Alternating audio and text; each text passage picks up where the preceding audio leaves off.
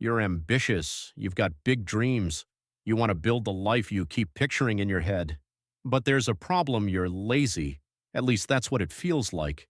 You know exactly what you should be doing right now, and somehow you still don't do it. That gap between knowing and doing turns into guilt, because deep down you know you're capable of more than this. That guilt sits there quietly for days, then weeks, then months, until eventually it stops feeling like guilt and starts feeling like acceptance. I guess this is just who I am. Then January hits. Same goals as last year show back up right on schedule. You start strong motivation running high, a little delusion mixed in for good measure, and then almost overnight procrastination shows up too, uninvited. Like that one relative who never RSVPs but always walks through the door anyway. That lingering procrastination becomes a daily loop, and before long you've quietly relabeled yourself lazy person, case closed. So how do you actually break this cycle? Stick around, because I'm not just going to explain why this happens, I'm going to give you the actual solution to fix it too. The real problem. There are 1,000 videos online telling you to delete social media, remove distractions, block your apps. And sure, that helps a little, short term, but none of it touches the actual root of the problem.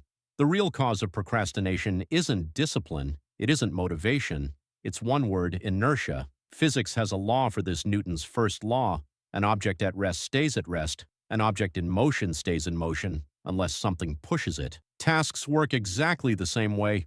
Starting anything, no matter how small, takes a push, some amount of energy to break that resting state. And here's where most of us go wrong: we make that initial push feel enormous in our heads.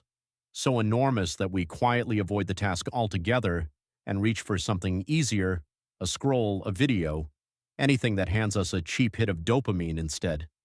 The fix. If procrastination is inertia, then breaking procrastination means breaking inertia. And there are two ways to do that. First, shrink the push.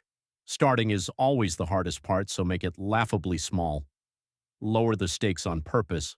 If you tell yourself, I need to sit down and write a 5,000-word essay, the inertia is massive. Your brain sees the size of that mountain and taps out before you even open the laptop.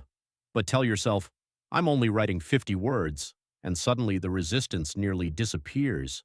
You don't need willpower for that. You barely need motivation. You just need to start. Second, use the 2-minute rule. Don't feel like doing the work? Fine, commit to 2 minutes. That's it. After that, you're free to stop. Don't feel like cleaning your room? Put on one song. Clean until it ends. Stop if you want to. Here's the twist: most of the time you won't stop. You'll write more than 50 words. You'll clean past the song.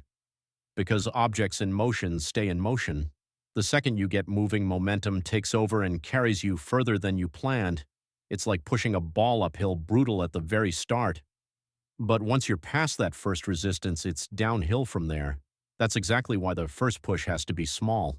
Shrink the stakes. Start with 2 minutes. Let momentum do the rest. You can use both of these, the small step and the 2-minute rule, on literally anything. The gym, your side hustle, your relationships, whatever you keep putting off. Martin Luther King Jr. once said, you don't have to see the whole staircase. You just have to take the first step. So today, pick one thing you've been avoiding and give it 2 minutes. Just 2. Drop it in the comments right now. What's the one task you're finally going to start today?